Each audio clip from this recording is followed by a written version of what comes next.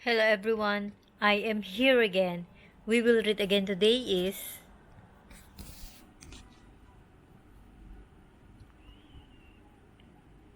My Daily Gospel.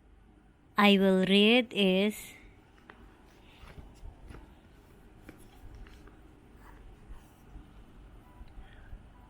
March 28. The Lord of hosts is with us. The God of Jacob is our stronghold.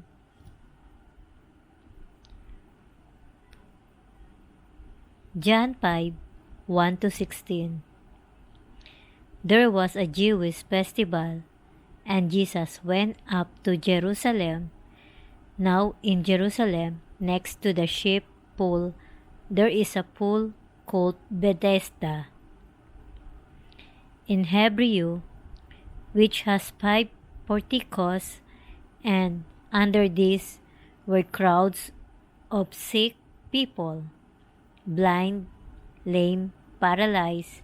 One man there had an illness which had lasted 38 years.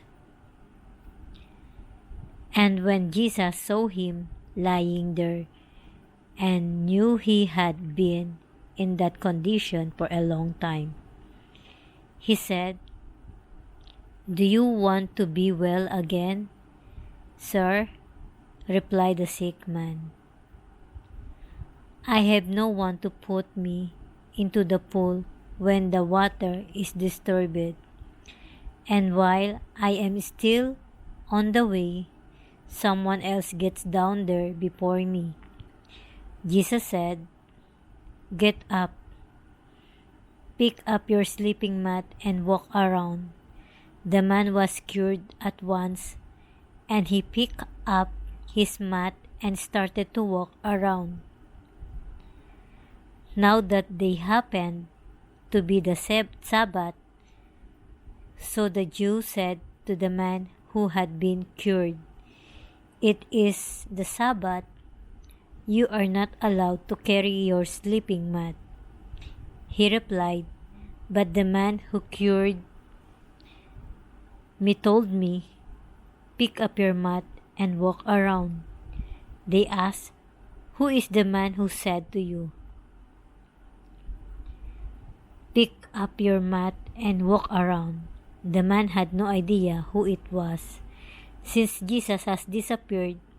As the place was crowded, after a while, Jesus met him in the temple and said, "Now you are well again.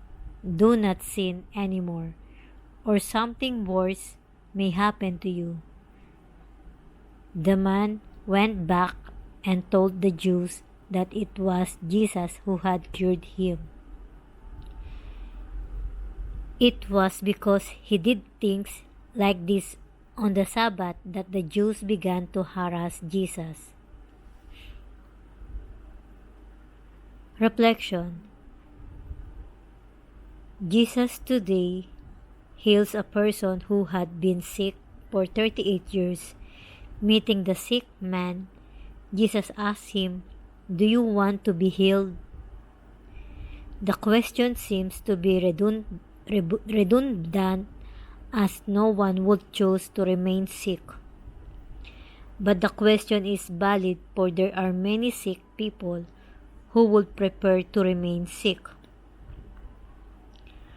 The sick man in the gospel wanted to be healed, but his infirmity prevented him from availing himself of the opportunities. Often our hesitation to help others can prevent them from experiencing freedom and healing. Perhaps for a lifetime, the person next to us may not have access to God unless we help. Similarly, hesitation to seek help from Jesus and from others can keep us sick forever.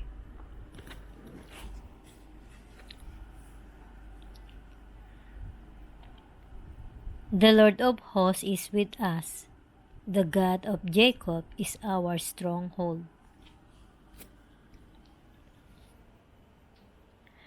I will always remind you We will talk to Him even in our minds. We will thank Him every day.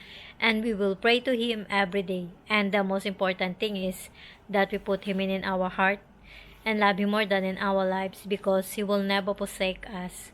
Gaya rin po ng sinabi ko po sa inyo, palagi ko lang po kayong paalalahanan, ipapaalala sa inyo na kakausapin po natin siya palagi kahit sa ating isipan, magpapasalamat po palagi tayo sa Kanya sa araw-araw, at magpe-pray po palagi tayo sa Kanya sa araw-araw. At ang pinaka-importante po, ilalagay po natin siya sa ating puso at mahalin po natin siya ng higit pa sa ating buhay kasi hindi po niya tayo pababayaan. Today is March 28. Nakakatuwa naman kasi okay ang lahat. Ang binasa ko po sa araw na ito ay, ilang araw na lang matatapos na ang buwan ng Marso. So mag-a-Abril na tayo. Ang bilis ng araw, 'di ba? Parang kailan lang. Ang binasa ko po sa araw na ito ay, The Lord of hosts is with us. The God of Jacob is our stronghold. Kumbaga sa Tagalog, ang Panginoon ng hukbo ay kasama natin. Ang Diyos ni Jacob ay ating matibay na tanggulan. Ang walang hanggang Diyos ay iyong dakong tahanan. At sa ibabay ang walang hanggang mga bisig at kanyang itinutulak sa harap mo. Ang kaaway at sinabi, lansagin mo. Kumbaga sa English, the eternal God is a dwelling place, and underneath are the everlasting arms. And He drove out the enemy from before you, and said, destroy. Nakakatuwa naman kasi sa totoo lang, di ba yung pag-search ko sa mga binabasa ko, sinesearch ko lang po siya sa Google. Ngayon kung ano yung ibig sabihin niya, so naghahanap-hanap pa ako ng so sa totoo lang, mas gusto ko tong Tagalog English. Kung magkakaroon lang din ako ng Bible na Tagalog English, siguro makakabili na lang ako ng Bible na Tagalog English pag nakauwi ako ng Pinas. Basta yun po. At syempre, papagtuloy ko pa rin po yung pagbabasa sa mga salita ng ating mahal na Panginoon. At isi-share ko rin po siya. Pero itong pagbabasa ko ng ating My Daily Gospel, gagawin ko lang po siya ngayon hanggang 1 taon lang. Kasi babaguhin ko na po yung aking pagbabasa. Kumbaga sa Bible na po tayo mismo kukuha.